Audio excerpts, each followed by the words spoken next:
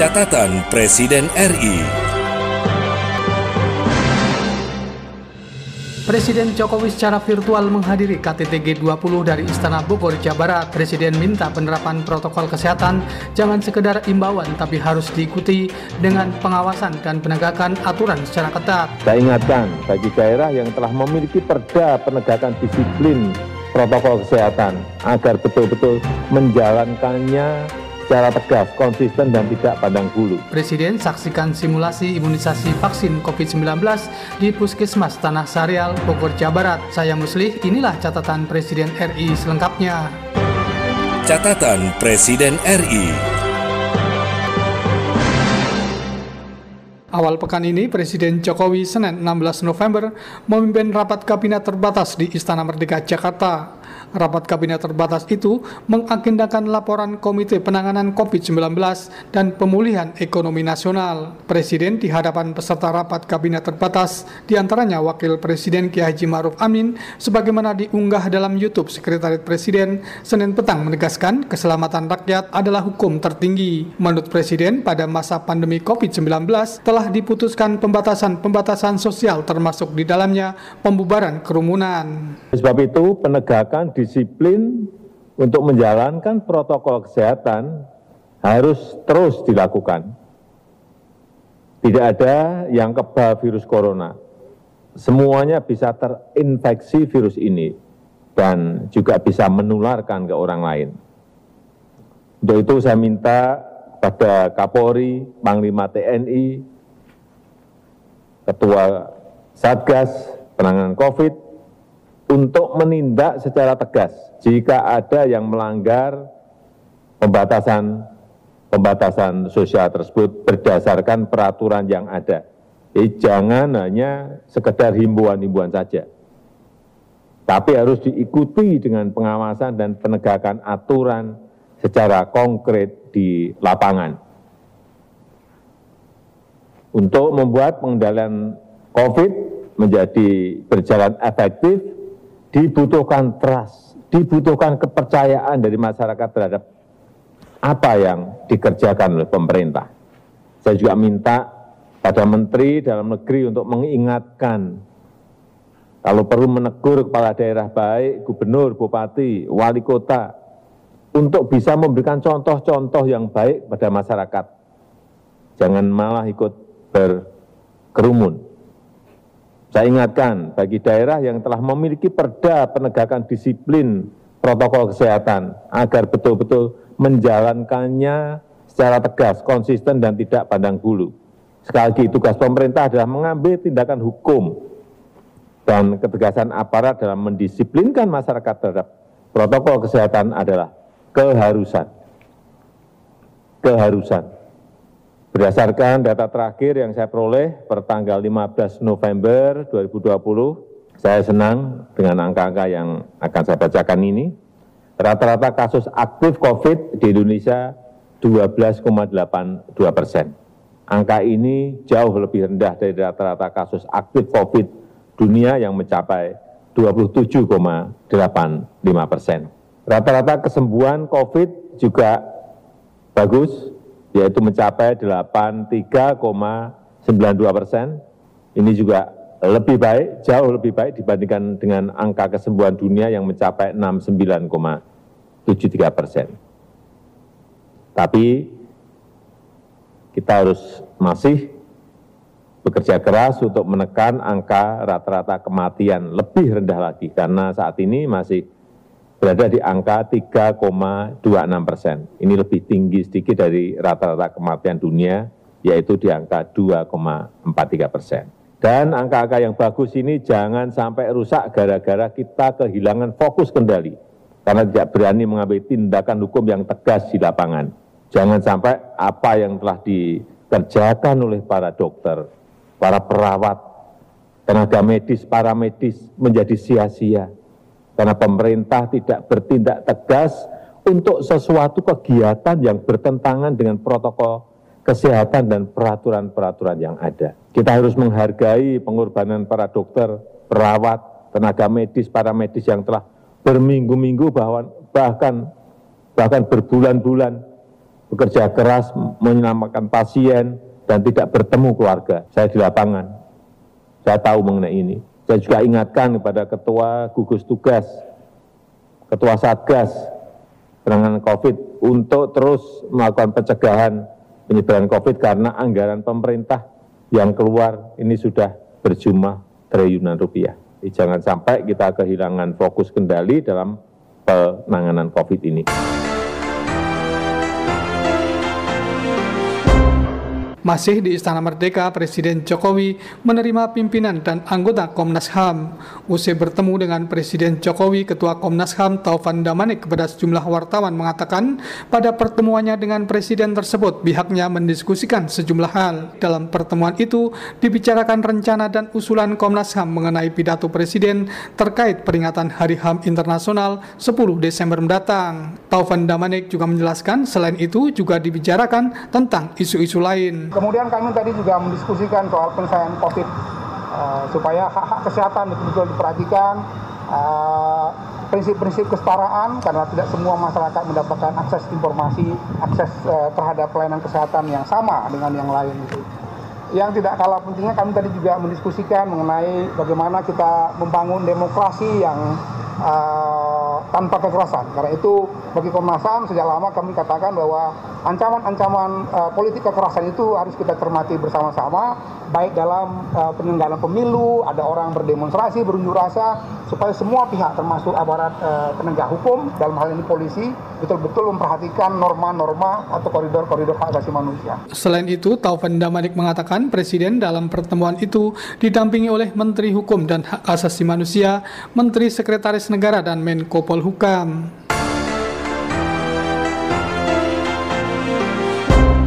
Pada agenda internasionalnya Kamis 19 November, Presiden Jokowi melalui daring dari Istana Bogor bicara dalam Forum Dialog APEC CO 2020. Presiden Jokowi mengakui tahun ini merupakan tahun krusial bagi dunia. Namun demikian, Jokowi percaya peluang dan kesempatan di tengah pandemi ini masih terbuka luas. Presiden Jokowi dalam kesempatan itu menjelaskan sejumlah langkah yang disiapkan pemerintah Indonesia. Regulasi yang tumpang tindih dan prosedur yang rumit dipangkas. Rantai birokrasi perizinan yang berbelit-belit dipotong. Serta pungutan liar yang selama ini menghambat usaha dan investasi juga diberantas. Dengan tetap mengutamakan komitmen kami untuk perlindungan kepada lingkungan, komitmen ramah lingkungan. Omnibus Law Cipta Kerja akan memberikan dampak yang signifikan bagi iklim usaha dan berinvestasi di Indonesia. Pertama, proses perizinan berusaha dan berinvestasi menjadi lebih sederhana dan lebih dipercepat. Persyaratan untuk investasi menjadi lebih sederhana. Perizinan usaha untuk usaha mikro kecil tidak diperlukan lagi, cukup hanya dengan pendaftaran saja. Kedua, pungutan liar dan korupsi dipotong dengan cara mengintegrasikan seluruh proses perizinan ke dalam sistem perizinan elektronik melalui sistem OSS, Online Single Submission.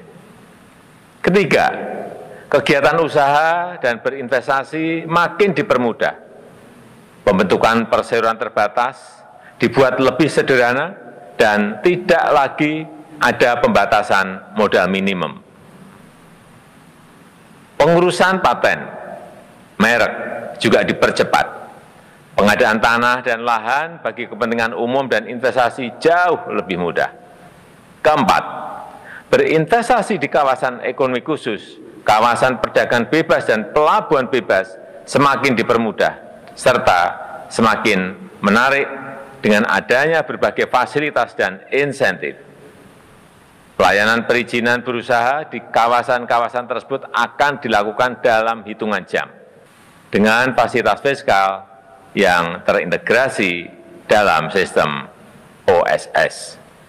Kelima, Indonesia juga membentuk lembaga Sovereign Wealth Fund yang akan mengelola dan menempatkan sejumlah dana dan atau aset negara secara langsung maupun tidak langsung, serta melakukan kerjasama dengan pihak ketiga. Keenam, Undang-Undang Omnibus Law Cipta Kerja melindungi dan meningkatkan peran pekerja dalam mendukung investasi di Indonesia, termasuk memberikan kepastian hukum dalam pengaturan tentang upah minimum dan besaran pesangon. Hadirin sekalian, saat ini pemerintah tengah menyelesaikan peraturan pelaksanaan dari Omnibus Law. Kita akan selesaikan aturan pelaksanaan itu secepat-cepatnya, sehingga berbagai reformasi regulasi dan debirokratisasi bisa segera dirasakan manfaatnya oleh para pelaku usaha, serta diharapkan dapat menjadi daya ungkit pertumbuhan ekonomi Indonesia di masa depan. Untuk itu, saya mengundang para CEO dan pengusaha di kawasan Asia Pasifik untuk memanfaatkan peluang dari Undang-Undang Omnibus Law yang baru saja disahkan ini. Saya yakin para pengusaha serta pelaku bisnis domestik dan internasional akan merasakan efek positif dari berbagai potensi dan insentif dari kebijakan ekonomi yang dikeluarkan Indonesia di masa pandemi ini.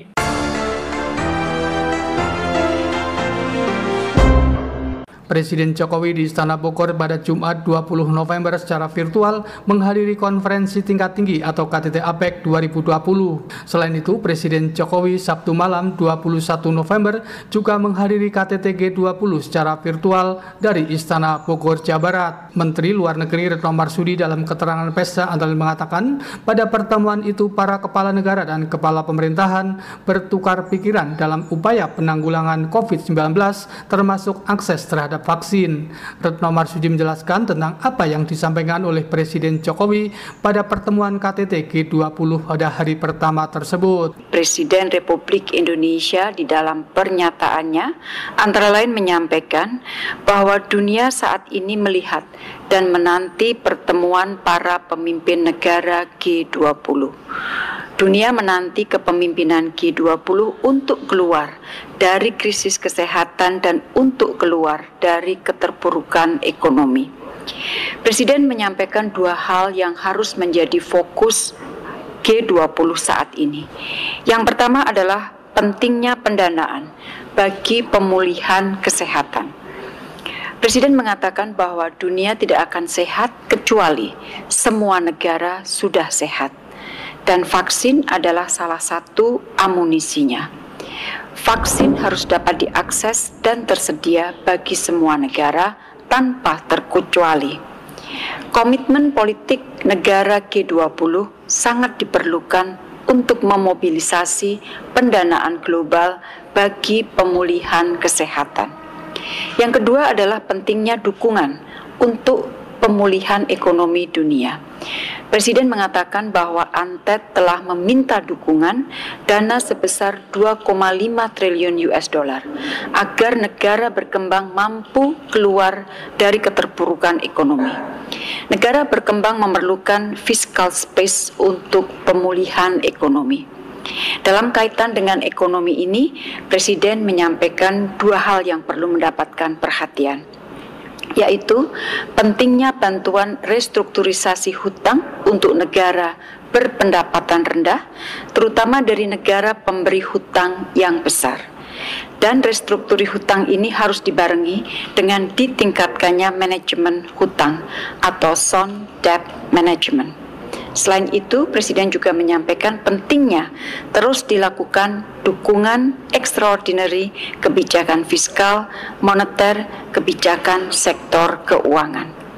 Selain itu, Presiden juga menyampaikan keleluasaan fiskal negara berkembang yang diperlukan untuk membiayai social safety, mendongkrak konsumsi domestik, dan menggerakkan ekonomi kecil dan menengah.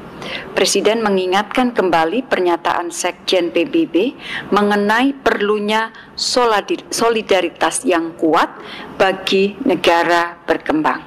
Dan tanpa bantuan negara G20, negara berkembang dan LDCs tidak mudah untuk pulih dari pandemi dan keterpurukan ekonomi. Selain Menteri Luar Negeri turut mendampingi Presiden Jokowi dalam KTT G20 tersebut, Menteri Keuangan Sri Mulyani Indrawati serta Sekretaris Kabinet Pramono Anung.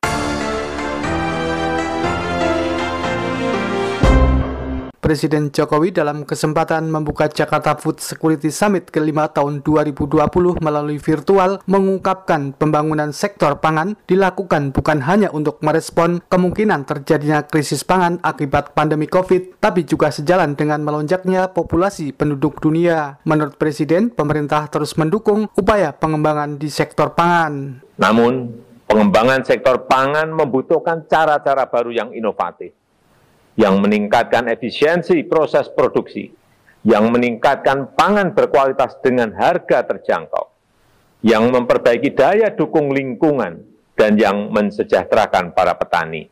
Dan kita harus melompat dengan cara-cara baru, dengan skala produksi yang lebih besar, dengan peran sentral korporasi petani, mengedepankan nilai tambah di tahap on-farm maupun off-farm, dan berbasis teknologi modern yang lebih efisien dan lebih produktif, dan memberikan kesejahteraan yang lebih baik pada para petani dan sektor-sektor pendukungnya. Selain itu, Presiden juga minta kepada Kadin untuk terus memberikan pendampingan kepada jutaan petani swadaya agar dapat terwujud kemitraan yang saling menguntungkan.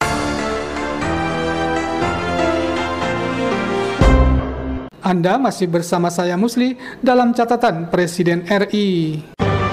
Catatan Presiden RI. Penyiapan vaksinasi COVID-19 terus dilakukan oleh pemerintah. Bertempat di Puskesmas Tanah Sereal Bogor, Jawa Barat, Rabu 18 November, Presiden Joko Widodo menyaksikan secara langsung pelaksanaan simulasi imunisasi vaksin COVID-19 yang diselenggarakan Kementerian Kesehatan.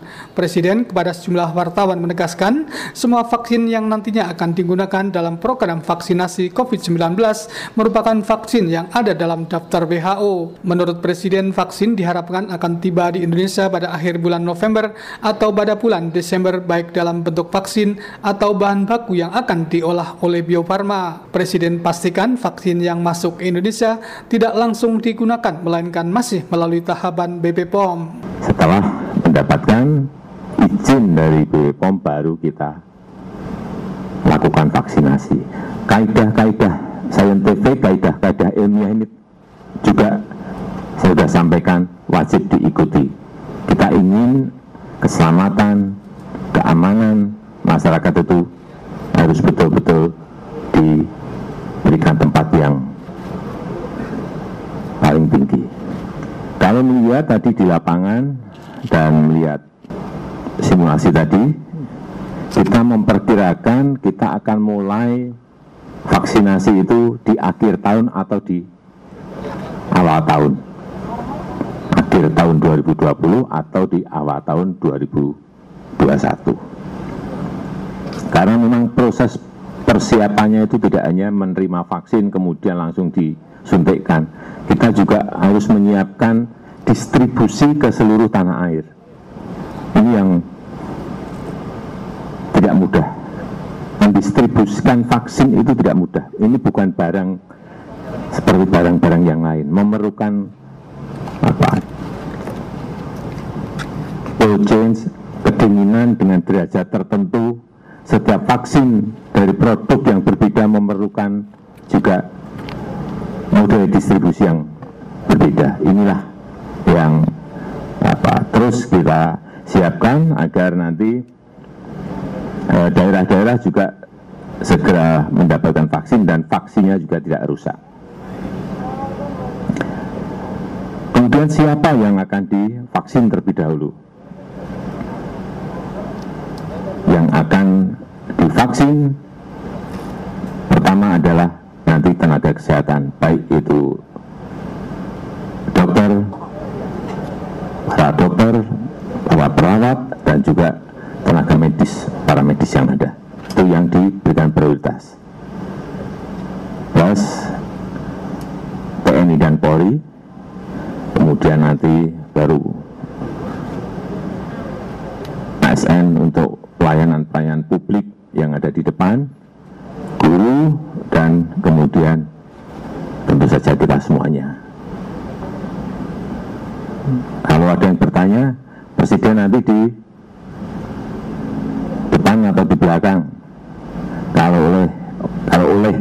Kalau oleh tim diminta saya yang paling depan, ya saya siap. Sementara itu, Menteri Kesehatan Terawan Agus Putranto usai mendampingi Presiden mengatakan dalam simulasi imunisasi vaksin COVID-19 melibatkan sejumlah pihak termasuk perwakilan WHO. Kita di dalam melakukan simulasi itu sesuai fakta, apa yang mau kita lakukan. Dan itu menjadi sorotan dunia karena apa yang kita lakukan adalah faktanya seperti kita menyiapkan diri dan terus-menerus berlatih.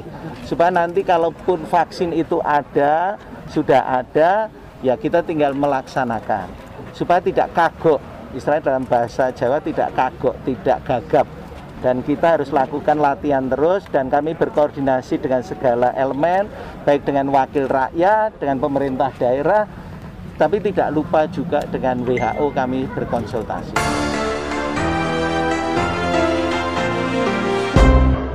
Presiden pada pekan ini, hari Rabu tanggal 18 November tahun 2020 di Istana Bogor, Jawa Barat, juga menghadiri secara virtual peresmian pembukaan Rapat Koordinasi Nasional Pengadaan Barang dan Jasa Pemerintah tahun 2020.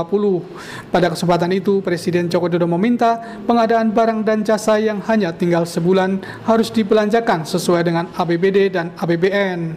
Apalagi di kondisi pandemi seperti ini, sangat penting sekali pengadaan dipercepat itu. Alarm peringatan perlu diberikan karena banyak kementerian, banyak lembaga, banyak pemerintah daerah yang masih bekerja dengan cara-cara lama, rutinitas. Bahkan dalam situasi krisis seperti ini, dalam kondisi yang darurat seperti masih bekerja dalam channel yang ordinary, yang biasa-biasa saja, normal-normal saja. Belum berganti ke channel yang extraordinary. Belum mengubah SOP-nya dari normal ke SOP yang shortcut, yang penuh dengan terobosan. Akibatnya ya tadi yang saya sampaikan, realisasi belanja yang sudah dianggarkan baik di APBN, baik di APBD menjadi terlambat. Selain itu, Presiden kembali ingatkan aparat pengawasan intern pemerintah harus mampu menjadi solusi percepatan, bukan malah sebaliknya. Aparat hukum juga diminta untuk mengedepankan aspek pencegahan, yaitu lebih proaktif, jangan menunggu sampai terjadi masalah.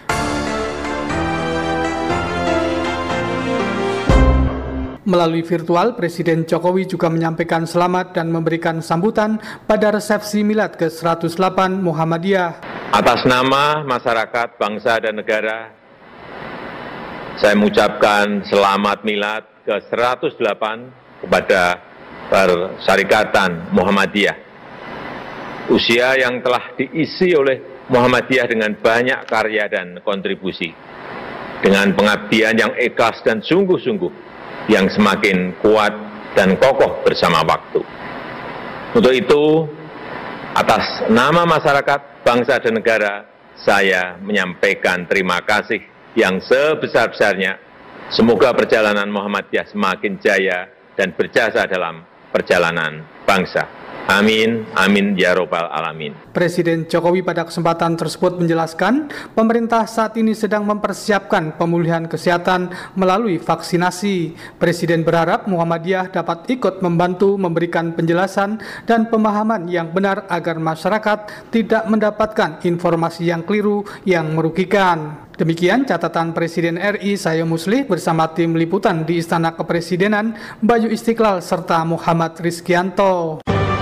Catatan Presiden RI.